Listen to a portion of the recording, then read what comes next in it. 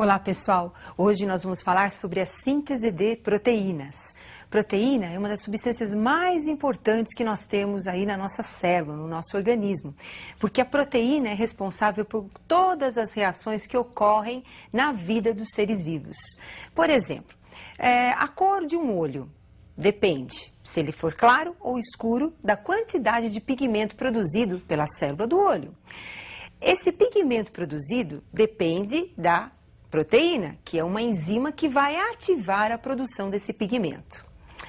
E a pergunta inicial desta aula será: como se determinam as características de uma espécie? Todas as nossas características estão nos nossos cromossomos. Temos aí a fita de DNA, a substância que forma os nossos cromossomos. O DNA é uma molécula formada por dupla hélice, dupla cadeia de nucleotídeos. Num pedaço do DNA, nós vamos encontrar o gene, responsável pela informação genética. Este gene vai produzir uma proteína, e essa proteína é quem vai determinar o caráter ou a característica da espécie. Proteína pode ser uma enzima participando das reações respiratórias e digestórias de uma célula. Pode ser um hormônio, como a insulina, que participa do processo de manter a taxa de glicose no sangue. Proteína também pode ser um pigmento, como a melanina, pigmento da pele. Então, como nós acabamos de observar, o DNA é formado por uma dupla cadeia de nucleotídeos. E os nucleotídeos são representados pelas bases nitrogenadas, como nós acabamos de ver. Eu estou insistindo muito nisso para vocês entenderem a próxima parte da nossa aula, que é como é que ocorre essa máquina de síntese de proteínas.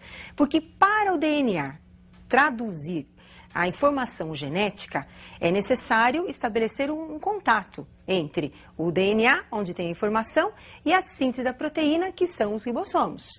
Esse contato ele é feito através de um que nós chamamos de código genético. O código genético ele é universal, ele é válido para todos os seres vivos. E ele é representado, então, por símbolos, que são palavras que vão determinar a proteína a ser produzida. Aonde fica esse código genético? Esse código genético nós vamos encontrar no DNA. Observe agora uma informação importante para vocês. O DNA ele tem uma sequência de bases nitrogenadas, mas a cada 3 bases nitrogenadas nós vamos encontrar um códon. Esse códon é o responsável, então, pela informação genética que vai codificar o aminoácido. Então, a proteína ela é formada por uma cadeia de aminoácidos. Agora, cada aminoácido vai ter sua correspondência ao códon do DNA. Então, é o DNA que formam palavras, e essas palavras que são os códons é que vão ser traduzidas nos ribossomos e lá nós vamos encontrar a síntese da nossa proteína. Agora, isso é muito complexo e eu preparei um esquema bem resumido para você entender melhor como é que funciona essa máquina de produção de proteína. Observe comigo as etapas da síntese proteica. Primeira parte, está lá, o nosso DNA no núcleo da célula, onde tem a informação genética. Essa informação está contida na sequência das bases nitrogenadas. O DNA forma uma fita através de um processo conhecido como transcrição. Então, do DNA, nós vamos formar o RNA mensageiro. O nome já está dizendo, mensageiro, porque está carregando a informação do DNA. Este RNA mensageiro, ele sai do núcleo através dos poros da membrana nuclear e vai para a carioteca. Aliás, vai para o citoplasma. No citoplasma, o RNA mensageiro se liga ao ribossomo. Vocês estão observando os aminoácidos na tela? Esses aminoácidos entraram na célula após a digestão. Serão aproveitados e serão encadeados nos ribossomos para formar a proteína. Agora, como é que esses aminoácidos chegam até os ribossomos? Eles são carregados pelo RNA transportador. Como é que o RNA transportador carrega esses aminoácidos? Através da informação do RNA mensageiro. Então, observem, toda proteína, ela precisa do DNA, que tem a informação, e do RNA, que é quem vai executar essa informação. Porém, Essas informações, às vezes, podem ser defeituosas. Nem sempre as proteínas são produzidas de forma adequada. São proteínas normais. Vamos pensar no caso da insulina, que é uma proteína produzida pelo pâncreas. Em muitos casos, a insulina deixa de ser produzida pela célula pancreática por um erro no código genético, ou diminui a sua produção. Se tem uma taxa muito baixa de insulina, o que vai acontecer com a taxa de glicose no sangue? Ela vem a subir. É o caso, por exemplo, das pessoas que têm a diabetes. Então, o excesso, né, de açúcar no sangue, que vai causar a diabetes, é por uma deficiência da proteína insulina. E essa deficiência, quem foi o culpado da deficiência? Pode ser um problema genético, um problema no gene do DNA. Agora, para vocês entenderem o mecanismo de toda essa tradução da informação, eu gostaria que vocês acompanhassem a tabela com os códons do DNA e do RNA. Observem alguns exemplos de códons de DNA e de RNA. Nós temos aí códons de DNA. Então, o G representa a base guanina, o A base adenina, o outro A adenina. Então, perceba, eu tenho uma trinca de bases, que é o GAA. Então, eu tenho um códon. Esse códon vai ter uma correspondência no RNA mensageiro. Lembram da tabela anterior? O G pareia com o C, o A pareia com o U e o A novamente com o U. Então, na sequência GAA, o correspondente vai ser CUU. E o aminoácido correspondente ao códon é o aminoácido leucina. Observem um outro exemplo, CGG, DNA.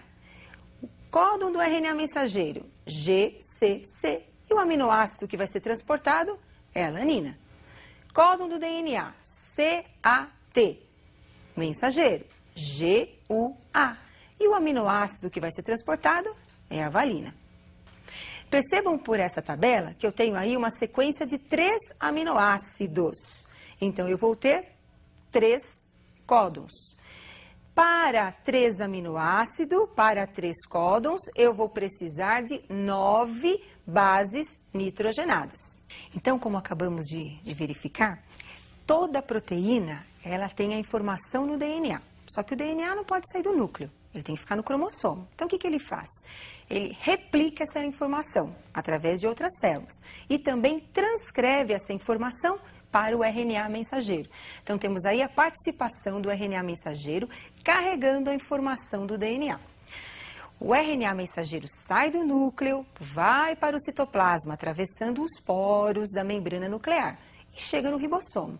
Lá no ribossomo ele se liga e daí nós vamos ter a organização dos aminoácidos. Quem é o responsável pela organização dos aminoácidos? É o RNA mensageiro que tem a informação e o RNA transportador que carrega os aminoácidos até os ribossomos. Daí nós vamos ter a proteína formada. Mas nós temos proteínas com 50 aminoácidos, nós temos proteínas com 400 aminoácidos, enfim, temos aí vários tamanhos de proteína. Essas cadeias de aminoácidos, na verdade, ela é formada por repetições de aminoácidos, porque existem na natureza 20 aminoácidos. Se a cadeia tem 300, é porque entre eles existem repetições dos aminoácidos. Mas quem é que é responsável por essa sequência dos aminoácidos? É o DNA. Por isso, entre muitas proteínas, entre as diversas proteínas que nós temos nos seres vivos, a formação dessas proteínas é que é a característica de cada espécie, que é a característica de cada ser vivo. E essas diversas proteínas é que ajudam no funcionamento da célula, como enzimas, como hormônios, como nós vimos no início da aula. E este é um lembrete precioso. Você não pode esquecer. A diversidade que nós temos de proteínas é devido ao material genético de cada ser vivo. Você decifrar a informação da proteína ajuda muito a você tentar descobrir muitas doenças, as causas de muitas doenças, corrigi-las através do gene. Quando você localiza o gene, você localiza também a produção daquela proteína defeituosa. Por exemplo, observe um caso que pode aparecer na espécie humana. Olha aí, uma pessoa albina. O albinismo é quando você tem uma ausência da produção da proteína melanina. A pigmentação da pele, ela varia com a produção da melanina. O albino não tem a melanina, não tem a produção desse pigmento. Por quê? Porque é uma característica genética da espécie. Bom, com isso eu finalizo essa aula importante e espero que você possa aprofundar um pouquinho mais esse assunto, que ele é muito importante. E eu aguardo vocês para a nossa próxima aula.